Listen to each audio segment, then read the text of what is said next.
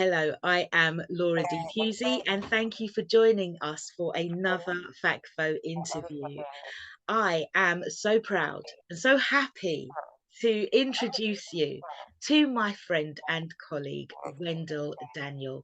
Wendell, thank Good you. evening. Thank you very much for such an amazing introduction. I feel like a film star already. You are. Tell us about you. Who are you and what do you do? Do you know something? That's an amazing question. Who am I? Hmm. And I normally approach that in two ways. Yeah. There's the me, and people say I might have a double life. Yeah. And there's me who you see on, if you Google Wendell Daniel StreetMic, you will see a side of me. And there's another side that people don't see, and that's the private side of you. But in 2022, 2000, in the 2000s, people mix up both. But in regards to who I am, I'm 57 years old. I was 57 the other day. I was born in Barbados, and I've been in this country now since 1973. So that's a long time, and I love this country. And I believe I make a positive contribution to this country. And fortunately, I've got technically two jobs. I've got a full-time job, which I never tell people what I do because I keep that private and separate. Yeah. And I've been employed by the same employer now for 40 years next year. It's not unusual. Yeah, that's unusual, but it's not unusual in the industry in which I work. So I've got a full-time job and I love what I do. And I'm a manager for a massive organization. That's all I'm going to say. Yeah. And it's my intention to retire from that organization next year. And then I'll tell people what I did. But at the moment, that's a private entity. Yeah. But one thing I also do, and I really enjoy it and I love it, as you know, yeah. I started as a photographer about 30 years ago. And I've always loved photography. I'm amazed at photography. And I used to have a dark room in the house where I live now, where I am now. So I learned the art of making photographs, have to take an image using a thing on the camera called the aperture, the speed, all of them things to create a beautiful image. And I've done that for about 25 years. And what then happened, and this does answer the question who I am. Yeah. COVID come. And when COVID hit, yeah, we're talking like three and a half years. Yeah. I had transitioned from being a photographer to being a videographer. So because it's the same skills, you're looking for a camera and you're learning how to create a beautiful image that people will be interested in. So with COVID, I went from, as I said, photography to videography. And soon after getting involved in videography, I was fortunate that a good friend of mine, he's Sudanese. And at the time, there was an uprising going on in Sudan. So he said to me, would I come down to Trafalgar Square and record the weekly protests that were going on in central London? So I started doing that on a weekly basis. And in no time, I'd become the center of focus for the Sudanese people around Great Britain. So I started doing that. And quite quickly, it then come for me, being in London filming protests of Sudan, to me being in Sudan. Within 3 months, I visited Sudan, where Omar al-Bashir had been deposed as the military dictator. I went to Sudan to film the uprising where thousands of people were being killed. And, it was one of the most amazing things I had ever done with a camera. And that was literally using my video camera. So when I came back to England, can you still hear me? Because I can't hear you. Yeah, I've stopped talking. Oh, that's right, yeah. So what then happened, I can hear you now. What then happened was, on return back to England, we're now in the middle of a pandemic, yeah? And a few months later, what then happened, yeah, was that I started doing lots of protests as StreetMic. So you're in the street, and you got a mic in your hand. So that, not M-I-K-E, M-I-C. Yeah. So I then started doing the StreetMic stuff. And what happened, I was doing some stuff for the Metropolitan Police, filming a football match. And I was told, was I aware there was a protest in Tottenham, West Green Road in Tottenham. This is now 2 years this month. Yeah. So I went down to Tottenham the next day to film the protest. It wasn't a protest. It was a funeral procession for a big man in Tottenham called Bully. And Bully had owned shops in Tottenham and everyone knew him. So I started what I thought was filming a protest to filming a funeral procession with thousands of people walking down Tottenham High Road. And I got my microphone out and my camera and I started interviewing them. Yeah, as a funeral procession was coming along. I uploaded that video and I got something like 20, 30,000 views that day. Whoa. Yeah. And what then happened was the funeral director was Ian Greaves. That was the first time I had ever met Ian Greaves. And this is all relevant. You get what I'm saying? Yeah. And what happened when the funeral procession was outside of Bully's house, you had the hearse, and the back of the hearse was opened up. Listen, there was thousands of people in the road just going and crying and wailing. And I wanted to do something different with the camera. So look, I've got things like, here's a camera now. So I said to Ian, can I get in the back of the hearse and use this camera to film people looking in the back of the hearse, but me, I'm in the front looking backwards. And I did that, yeah. And it was such an amazing, different looking angle. And Ian called me to his office the next day. And he said to me, I like what you're doing. Can you come and do some filming for me? And I said, I've got no problem. From that, within 2 years, boom, I'm looking at taking on London and controlling the funeral industry down here. And now I'm sort of doing, some weeks I can do 5 funerals in a week. And things are going so well with, when I say filming funerals, it is filming, but because of COVID-19 and what has happened, because you may recall, people from the West Indies, from Africa, especially Black African, Caribbean and African people, they could not travel to see funerals. And that's where Zoom took off. That's where live streaming took off in general. Yeah. And now, instead of flying to this country to attend a funeral and you've got to pay the cost of a flight, hotel, you're giving up holiday, you're literally spending thousands of pounds. All you got to do, like you do with a Zoom link, you click on a link and you can watch the funeral live. So that is generally what I'm doing now. I got my proper full-time job and I'm doing a lot of live streaming events like funerals, weddings, but it's 90% funerals. Yeah, I do parties. I do 3 weddings a couple of weeks ago. That was all brilliant. And things are going so well. It's expanding. It's getting bigger and bigger and bigger. And what is really great, and you know this already, I do not advertise. I have no need to advertise because if I did, I would be inundated with work. And at the moment, it's word of mouth, which is building the credibility of my brand, StreetMic live stream, and it's building the reputation. And I formed links with funeral directors, with churches, with cemeteries, all of the people within the industry. I'm forming those links, and those links are coming together, and they like my work, and they're recommending me to their clients, because a funeral director ain't going to recommend me if I'm rubbish. Of course, absolutely. So that is what I'm doing. I'm so excited. And one of the decisions I made early, because I was in a fortunate position, I invested in the best equipment going. That, for example, when I live stream, I use this thing. You can see I've come prepared, don't you? Yeah. I use this thing called Live U. And what it is, I remember you would have seen it before. See those things there? It's connected to mobile telephone networks.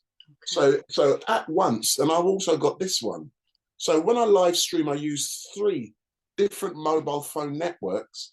It's connected. Like years ago, you had a satellite ban. You no longer have a satellite ban, you have this. This connects, and I get crystal clear visuals in 4K. And also with my good sound equipment, I get crystal clear sounds. And that is what's going on there. And I've actually got 3 of these units that I can send out 3 people at once to do 3 funerals in a day. So you have a team? I'm building a team, that is correct. But in doing so, getting all this stuff is very expensive. Yes. So like I said, from April 2023, it's my intention to get bigger. But you can get big unless you've got the team to be able to do everything you require and the resources in relations to the equipment, you'll damage your brand. Yeah. So from April 2023, I'm going to boof. I want London, man. London is mine. It's yours. It's yours. And In I'm a, actually, in a good way. In a good way. absolutely, I'm based in Yorkshire, and I know you're willing to travel, aren't you? Yeah. Yeah. As I said, it's not about London. It's about building a team that anyone makes a phone call anywhere in this country, you can be able to, hey, I want you to go there. You get what I'm saying? But that person, whoever they are around the country, they must have standards. Of course. Yeah, because some people nowadays, all they're interested in is money. They're not interested in getting the equipment and the quality content, because you're recording a live stream and you're getting a video as well, a deceased final journey. You must be able to do that in such a quality way. Yeah. So anyone who works for me, if you don't meet my standards, you're not recording, because it's my brand. My brand must be the best that can take on everyone else. I hear what you're saying. It is so vital because, one slip up and that's it, that's your reputation, isn't it? But I Yeah. just wanted to ask you, because you're talking so emphatically about funerals. Why is it so important to us? Why do you think funerals and death is so important to us? It's something you said earlier on. It's a celebration of life. And I honestly believe that because, can I be honest? Yeah, we live in a white community, but it's not a racist thing. We see the different ways that people approach certain things. Just down the road there, we got, I live in Enfield, it's not a secret. We got Enfield Crematorium. Yeah, I got a church just over the road. Yeah. And if I see a white funeral, it's taboo death. Yes. It's a taboo subject. They're scared to approach it. Yes. But with us, yeah, for example, I've known of people who have passed, their family don't even go and see them in a chapel of rest. Their family don't even go and dress them to make sure they look good for when they're going over to the next side. We'll make sure the people got our loved one got the best clothes. Yeah, they got the best casket. Yeah, they got the best everything, the best shoe, your makeup. You're looking. I did a funeral the other day for a Rasta man. Yeah, there was hundreds and hundreds of people there. He looked like Haile Selassie in his casket, and me and the Ingreaves dressed him and we put him in the casket. And when his family saw him, it was like he was alive, man, just there smiling. He had a smile on his face, And when our people see that on a regular basis, you're not afraid of something. That's not a bad thing, because we're making people look good and we're celebrating the life. So that's what I'm passionate about, what I do. And I believe I'm going to influence people to change how they approach this area in this country. Because as you know, I don't, with my camera, because I do, there's my light just falling over. I'm just getting up for a minute because I just pulled my light over. Okay. That was me picking up my camera. Yeah. Yeah, as you know, what I love doing, is that when I've got this camera,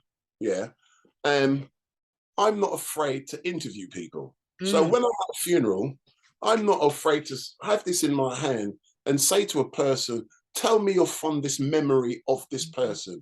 And Mm. you'll be amazed at the amount of people Mm. who will give me something extra that cannot be given in a eulogy or in a or in when they talk at the funeral for Yeah. that tribute, Yeah. because you only got limited time. At a grave, you got a lot of time. At a reception, you've got a lot of time. Mm. So with this, I'm creating something. This is beautiful. That's talking about that final journey, and It's you a got your piece. friends. Yeah. See what I mean? You're doing things differently. We know so many people, in our lives. We touch so many people. And when you're there at a funeral, there's only so much anyone can say. That's But correct. each of those people have got a story to Absolutely. tell. Yeah. And And that story's been lost. yes, and it's the life, it's the whole life.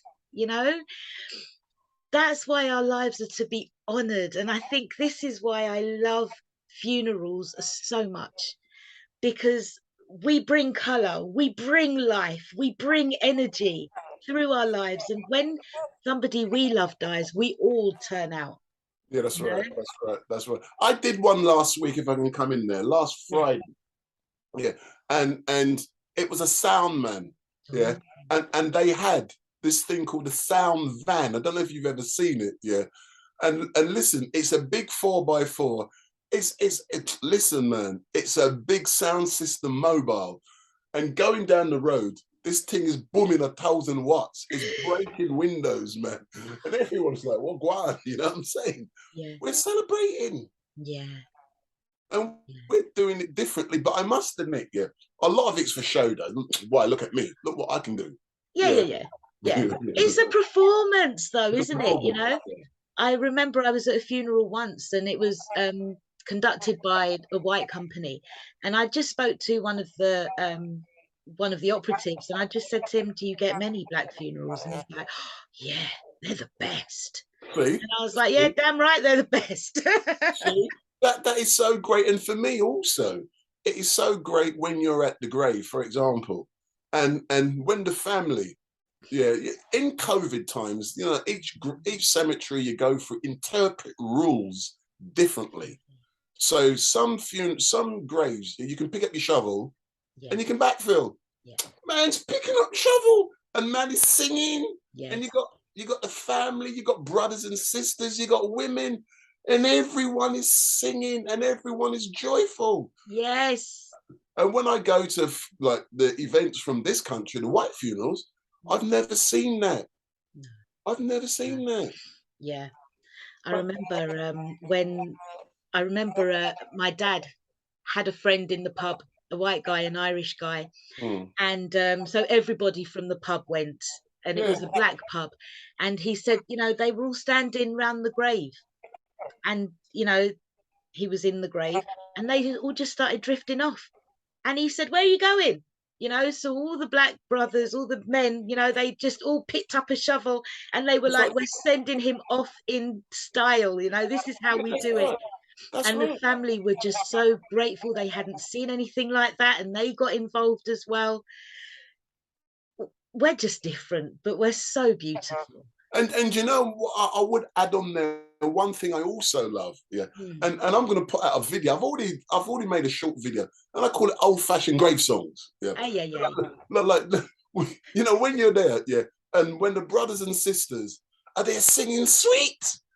And when I say sweet, man, it is really, it's amazing that in 2022, yeah, and I do see a difference between the older generation and Yes. the young generation. Yeah. The old generation were brought up in the church, Yeah. So they so know the songs. they know the songs and they can sing sweet. Yeah. But the young people now, they need the iPhone, but they don't know nothing, and they're looking at songs. So they got to play, iTunes or go on, all the different platforms, Yeah. Spotify. But Yeah. the old people can sing. And that, for me, it makes it even more memorable Yeah. when you're there singing your songs, Yeah, you know? I think we actually need a FACFO choir. We do have some singers, and there is talk about us actually having a choir. We need to be handing these songs down through the generations, Yes. because we lose so much when we don't share. This is our history, this is our tradition, and it's And vital. we've got a capability now with technology, hence the reason I love what I'm doing, is to record history in the making. We cannot complain anymore that we Mm, ain't got the scribes, we can't do this, we can't do that. Just like what I'm doing now, what you're doing, mm. we have the technology to record, and we can pass it on to others for them to build upon. And it is so great to see that I'm even seeing now the drummers. Yeah, Listen, man, the yeah, drummers now, yeah, it makes you want to cry when you sit outside the house. Boom, boom, boom, boom, boom, boom, boom, boom, boom, boom, boom, boom. It's beautiful, yeah, man. yeah. This is all the Yes, it great does. stuff that's happening. Yeah. The drum, you know how I feel about the drum. This is how we communicate, this is us. We are music. Our bodies are music, you know?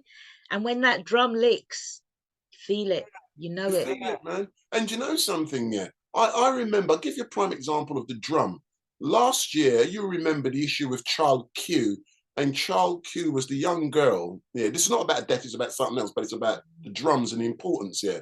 Child Q was the young lady who was strip searched in Hackney. And you can Violated. remember the outcry, you Yeah. get, well, because her parents weren't invited.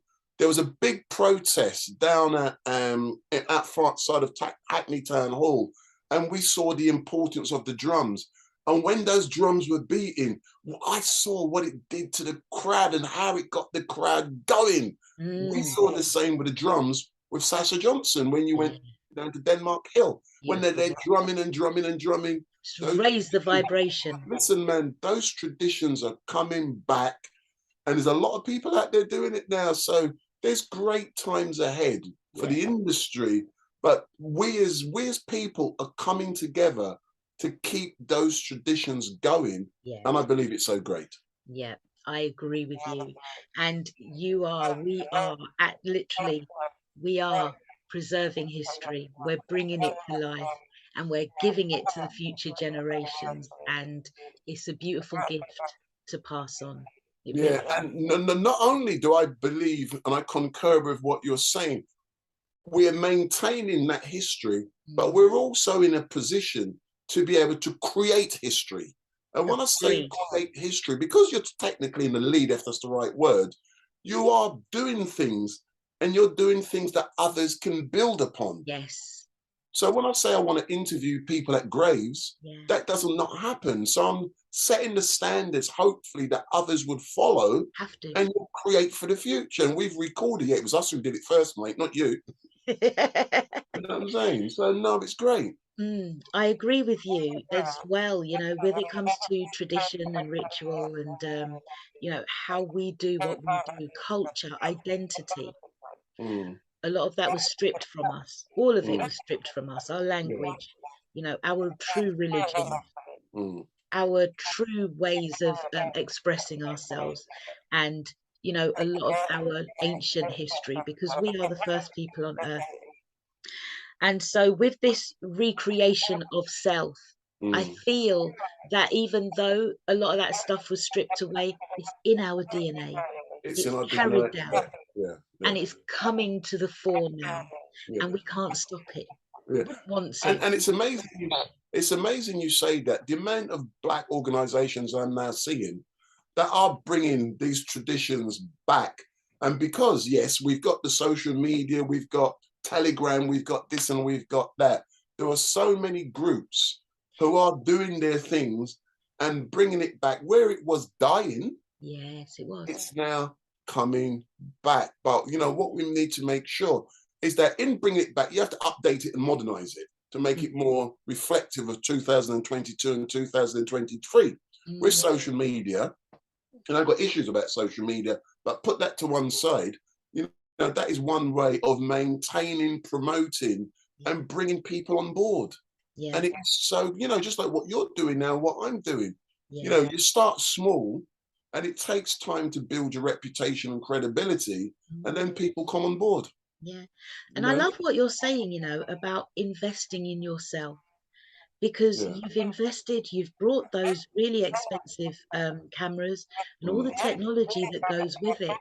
But in doing so, you're gifting the community that you Yeah. serve. Yeah, that's right. And you know something, when you gift, and it is true what people, it is not about money. Because Mm. if you come into this to make money, you're not going to make anything. Yeah.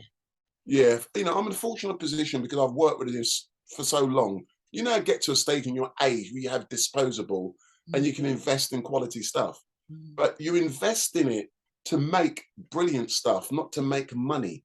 And what I have noticed is when you invest, in quality equipment and you start doing things good, a lot of goodness comes towards you. Like, for example, go back to the funeral stuff. Yeah. Mm.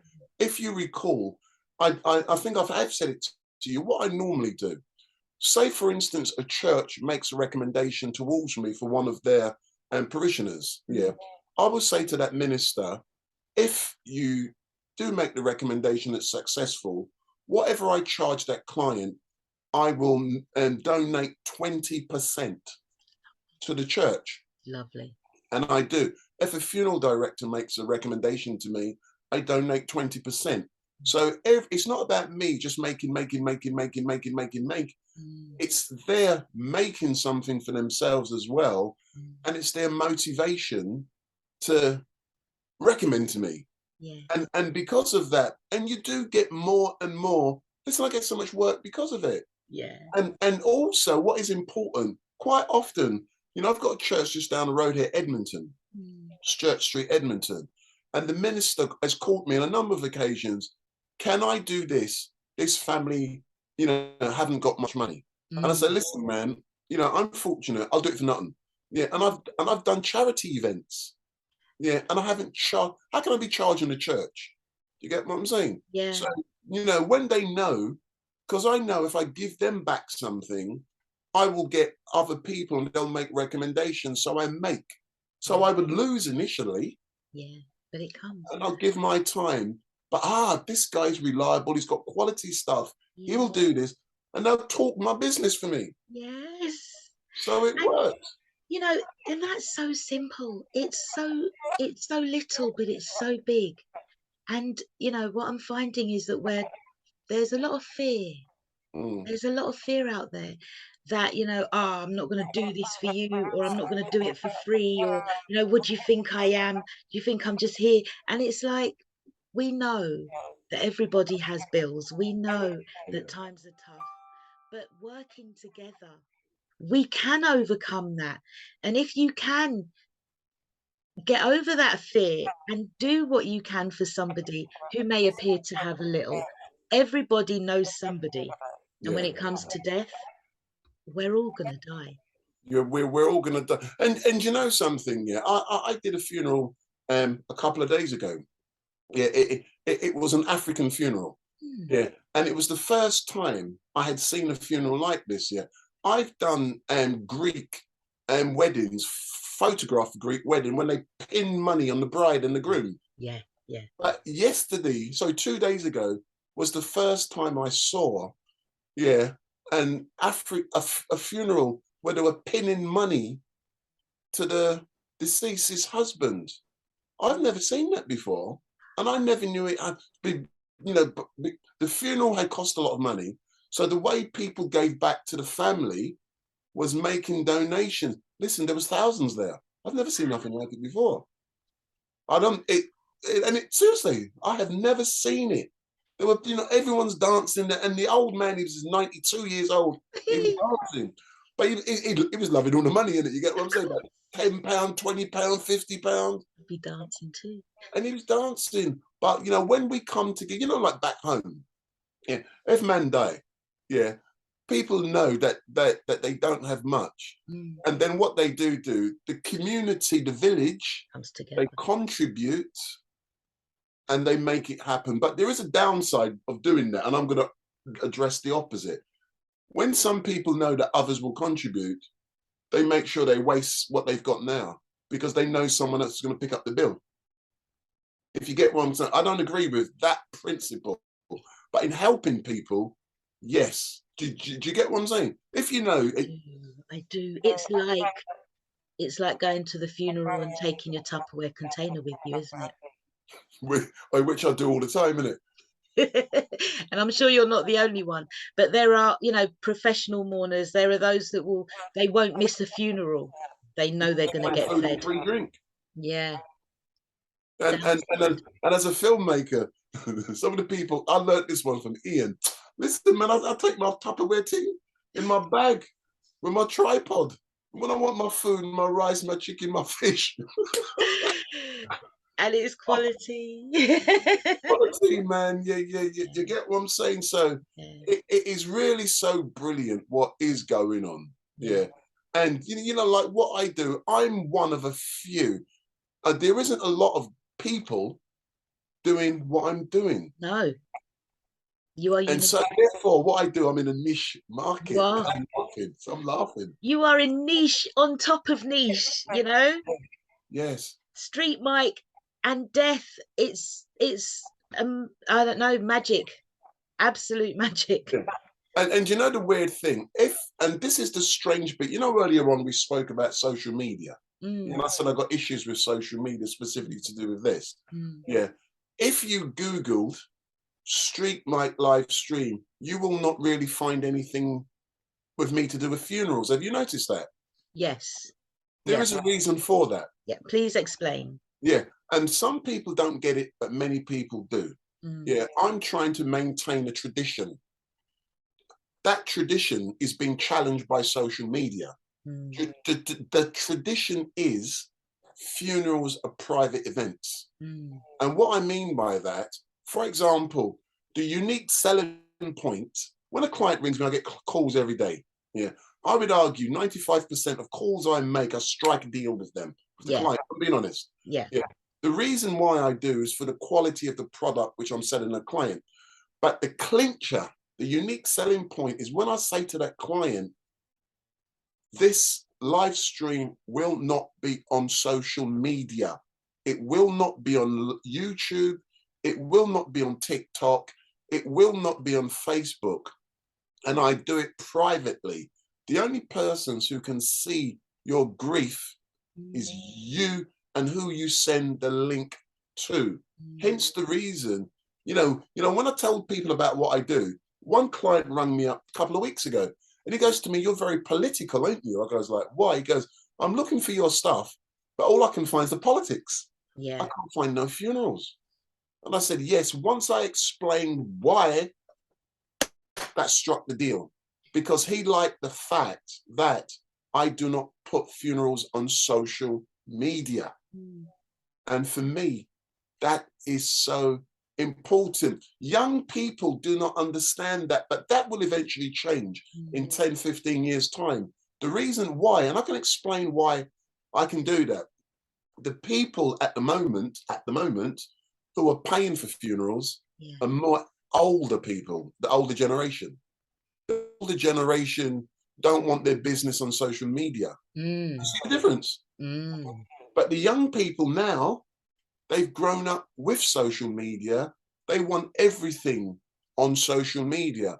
Therefore, the industry is going to change going forward over the next 10, 15 years as the age dynamics change of who's paying for funerals. But do you get the subtle differences?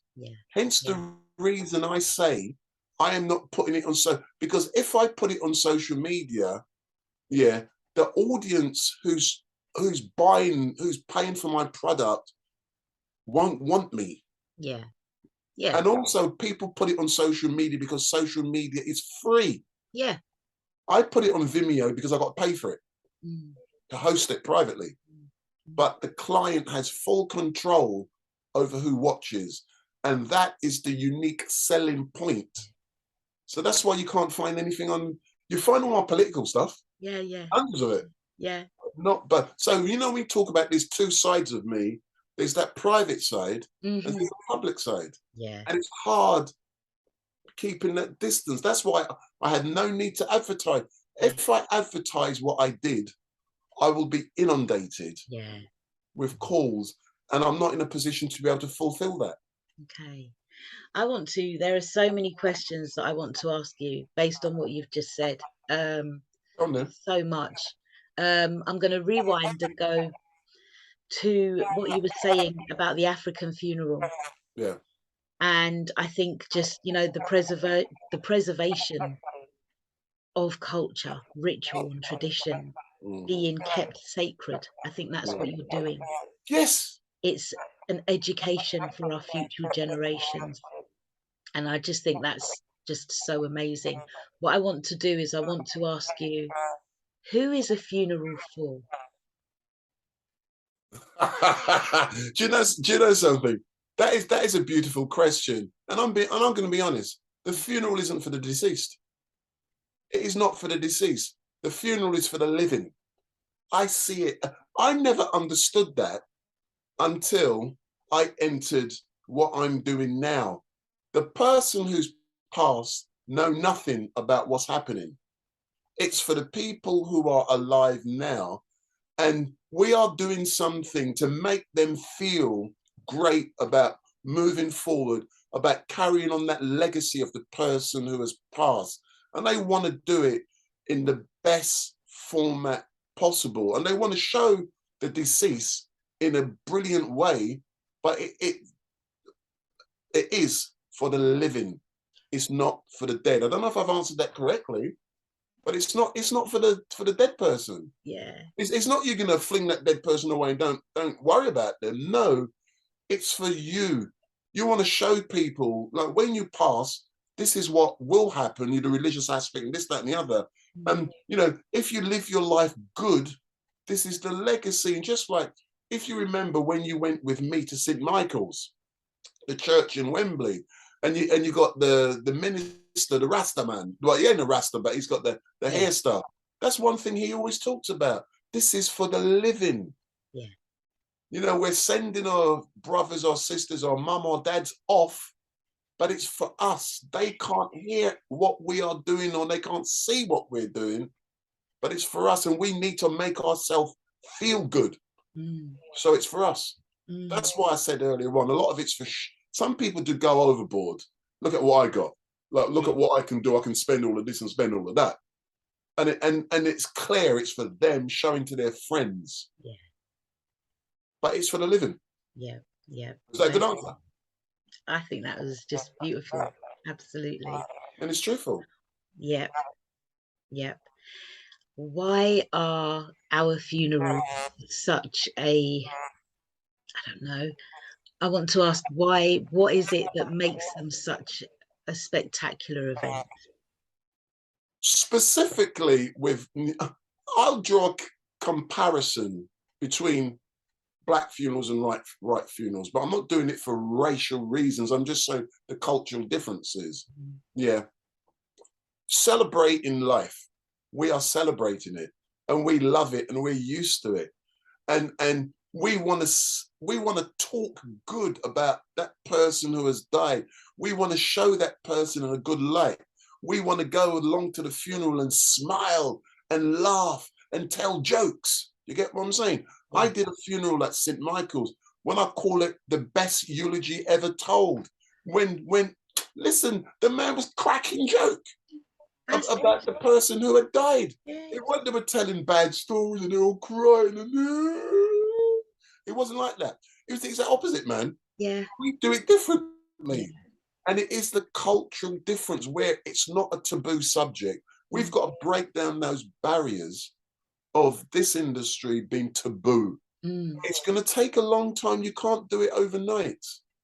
Let me ask, do you think that a funeral, what if one of our funerals, if you turned up to do a funeral and let's say 5 to 12 people turned up, do you think, like, what would be going through your mind about the life that had been lived? I'm going to contradict you there, and that is a brilliant question. Mm. Yeah, And I'll tell you, I was invited, and this was a friend of mine who I work with. Mm. Yeah, and it's a white guy. And I'm glad you answered the question. Yeah, I would argue it's the best funeral I've ever been to. Mm. Yeah, the reason why, yeah, only 6 people attended. And the reason it was the best funeral I had ever attended, it was very intimate Mm. because there was only 6.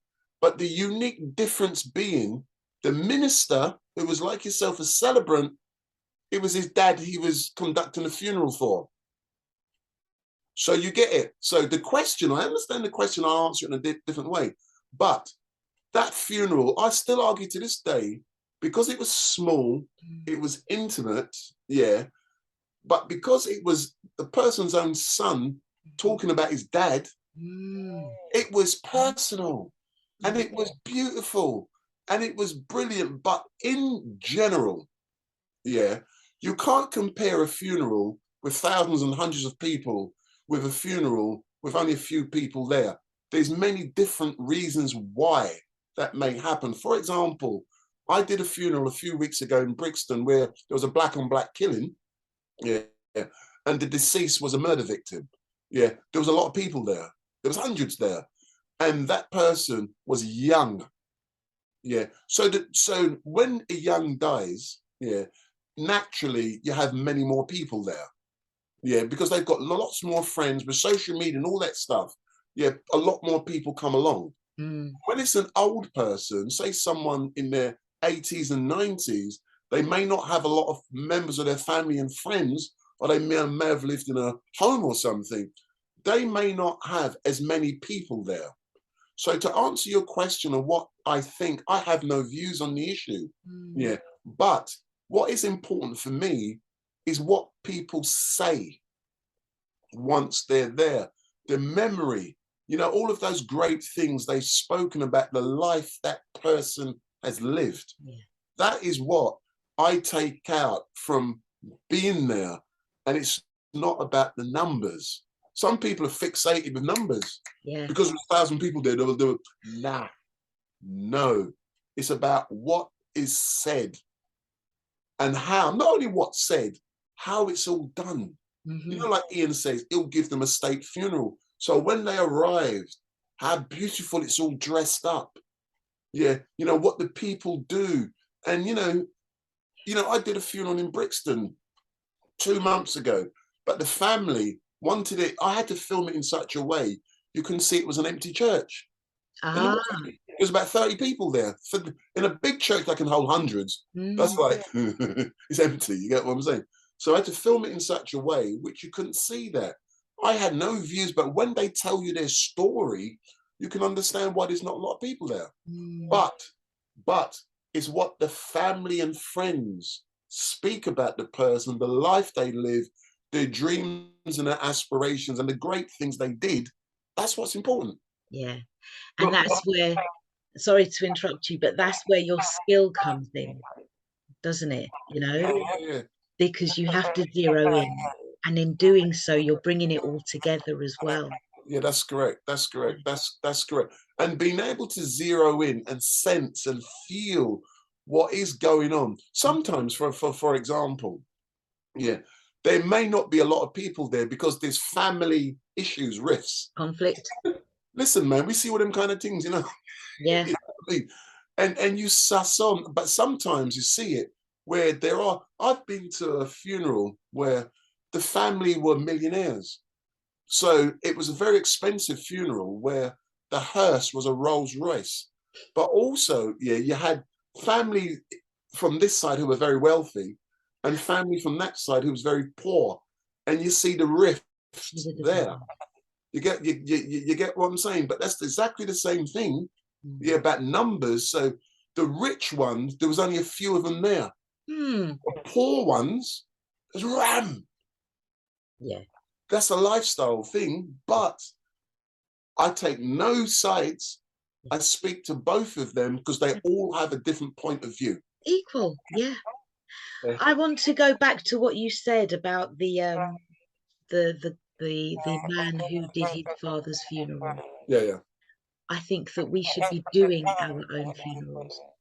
I believe that our funerals should be conducted by people who knew the person Mm. who was in the casket or who was in the coffin, or at least by somebody who's aware of the culture, celebrates the culture and celebrates the life. Yeah, that's correct. What are your thoughts? Have you ever been to like a stale funeral that just didn't, how do I put it, that just didn't translate? They're talking about one person, but it's not actually the person in the coffin. I'm going to answer that one in a diplomatic way due to a potential conflict that could lose business. Yeah, and I'll explain, and I'll tell you more off camera in regards to Okay. this. So listen, I see funerals like that every day. Right, okay. I said, I'm of the view, Hmm. yeah, that for example, when you conduct a funeral, yeah, Hmm. it should be by people who know you, Hmm. yeah, and when I say conduct, the minister should be very close to you. Yeah. And when I say close to you, quite often now, you do get ministers who know the family. Hmm. And to me, that makes it more personable.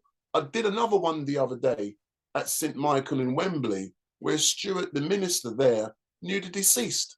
Yeah. Yeah. He grew up with the deceased back home in the West Indies. And he had known this person since he was a child.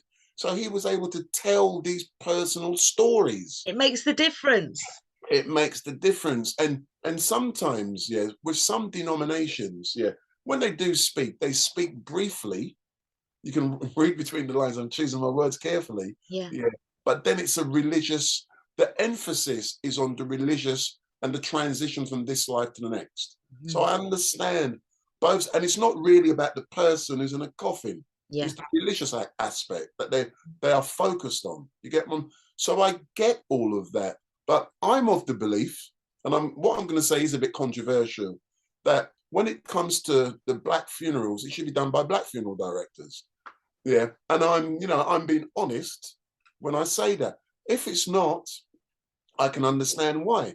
Quite often, it's due to the fact that over the years, a family has had good service by a funeral director, and they go back to that person because of how they treated their loved one with dignity and respect in the past.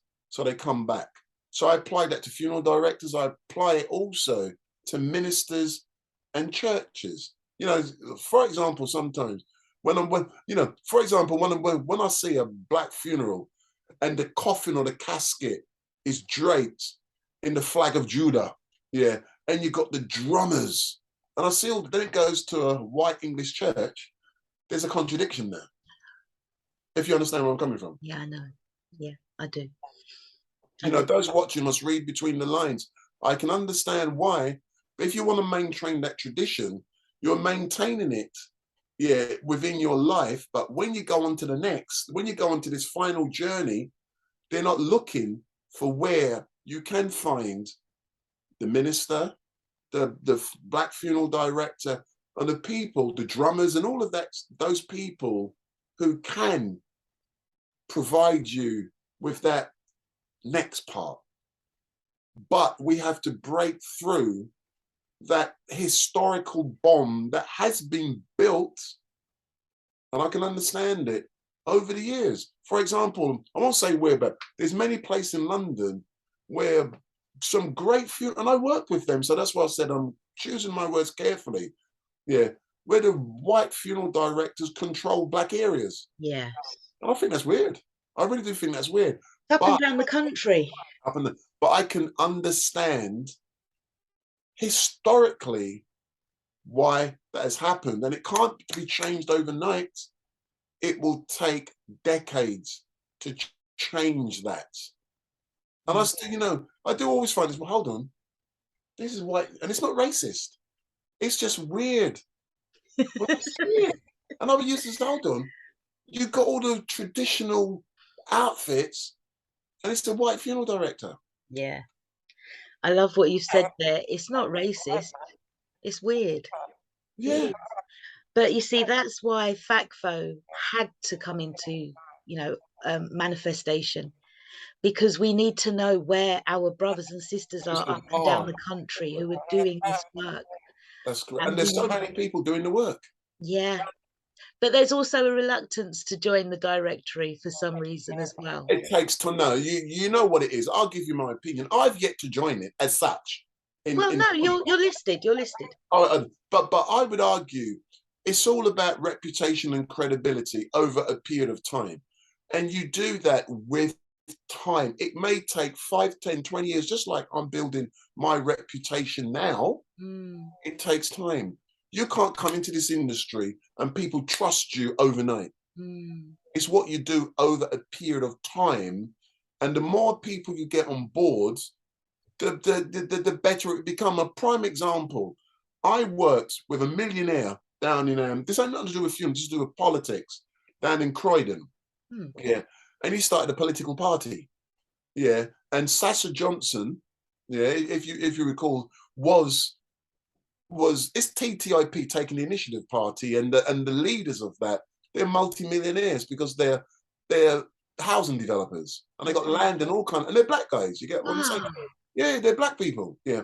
So mm, what they did, they started a political party with a view of putting candidates up in Croydon, and they mm, did it recently. Yeah, but they weren't successful. But they started that process. They understand it doesn't happen overnight. You build a base, you build your reputation, you get people to know that brand, and over a period of time, you start influencing people. You get what I'm saying? And that's when you become success. But we come along, yeah, we do things overnight. Because it don't work, we go elsewhere. yeah. That's what the big boys want. Mm, Because I remember I had a discussion with you a couple of weeks ago after the announcement that a funeral director had did something wrong. crimes Yeah, against the community, let's say. crimes against the community. And one thing you said, and I didn't realize it at the time, is that to be associated or linked with the bigger organizations in this country, yeah, you've got to be recommended by other big funeral directors. So therefore, it's a close shot, and Yes. very few people will be part of that organization. So I can understand why it happens, but we must start somewhere. You keep going, and over a time, you will become part of the big. Mm, But it doesn't. happen You're going to overnight. get a lot of knockbacks, man. You get what I'm saying? Yeah, But yeah, you it keep does. going. You keep going, and Yeah, it's long. Just like I've worked for the organisation for 40 years. Now you've got longevity, yes, and people now listen to you. yes. The same thing as Respected. yourself. You build your reputation over that time. It's So true. I'm confident with all the work you're doing that you will get where you want to go. And I am confident, yeah, that people will trust, but you have to keep going, and you give them bits, and you give them what they need, Yeah. and then I can really trust what the aims and objects of this organization. Mm, And then when they see you doing great work and getting great outcomes, they're all going to come on board. yeah. I That's going to agree. take years. Yeah. Do you think also as well that part of the I don't know, uh, I don't have a problem with the speed of which FACFO is developing, but death is taboo. Where do you think that comes from? It's cultural. It's cultural. Death is taboo in England, in Great Britain. Is death taboo in the West Indies? No. I've been hearing, I spoke to somebody recently from Guyana, and she said, we have the funeral and everything, and then after about 3 months, you're supposed to just, that's it. We don't talk about the person again, we just keep it moving.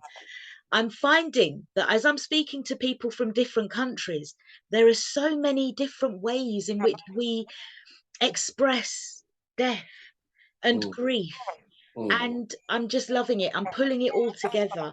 The different African countries, the different Caribbean countries. My intention is that we can all come together. This is global. Death is universal. Of course, of course, of And course. how we grow is by sharing our experiences and being open to trying something new. New. That's correct. That's correct. And Do I you believe, think? yes, and I believe in what you're doing, that possibility is there, and it can happen. And the great thing with all of this technology now, we Yeah, can show people what we're doing straight away. straight away. Because, you know, nowadays, for example, when someone passes, mainly it's by word of mouth when you go and find a funeral. But nowadays people are going online. Because don't forget, like I said to you, I may not put things on social media. If I don't put things on social media, what I do will not survive. Think Yes. of it. Yes. Yeah. I know that. I got to put it on the little clip on TikTok, Yeah. on all that kind of thing, Yeah. because I'm gonna need to track a new clientele. Mm. Yeah, and I believe in time, you know, what you're doing is great, and it is a global thing. But you know, you can put together, interview various different peoples with different stories to tell, and once you know exactly what you want to achieve and how you want to achieve it, you pull it all together. But I do believe, and I'm being honest, yeah, there is a market for something like what you're doing within the Black and ethnic minority community, within the West Indian community. There is a need, There's a because need. because at the moment in this great country, and I love the country I live in, it's for the mass population, Yeah. and because it's for the mass, we're getting excluded, Yeah. and our people do not know where to go to get. And I'm going to nick Ian's words, a state funeral. That's the words he uses. You Yeah. get what I'm saying? And, you know, in Tottenham, you got your people, in Hackney, in all your black areas, you got, but it's not big enough yet. But it takes time, and you got to invest your money, you got to invest your time, get quality people in. And once you start sharing what you're doing with the greater community, we need like a 20, 30, 50-year plan, just like the Chinese taking over the world. Yeah. They got a plan over decades, over centuries. That's how you do things. Yeah. And I believe you will get there. Thank you. Wendell, it has been an absolute pleasure speaking to you this evening. Big up StreetMic, big up Yes. StreetMic. How do we find you? Apart from the fact that you are on the FACFO website, you are listed. How do we find you? Yeah, I've got no problem. I'll even give you my phone number, because my phone number is public. You get what I'm saying? You can find me on social media, just like what my business card is there. You can StreetMic see. live stream. That Yes, I'm. handsome man on the front. Yes, so you find StreetMic live stream. If you go on social media, Google it, and you would find me. I'm also on YouTube. Yeah, so if you want to find me, go on YouTube, put StreetMic live stream, and you can find me on YouTube. You can find me there, or you can call me 07846 836 049. So 07846 836 049. Thank you so much, Wendell. No problem. No And problem. take care. And we look forward to speaking with you again for part 2. Arden, darling, thanks a lot. And I wish you all the best. And I'm confident you're going to go from strength to strength. And I will be there on that journey with you. Thank you. I want you to record the whole journey. Excellent stuff. Thanks a lot, man. Yeah. Take care. Thank you. Bye.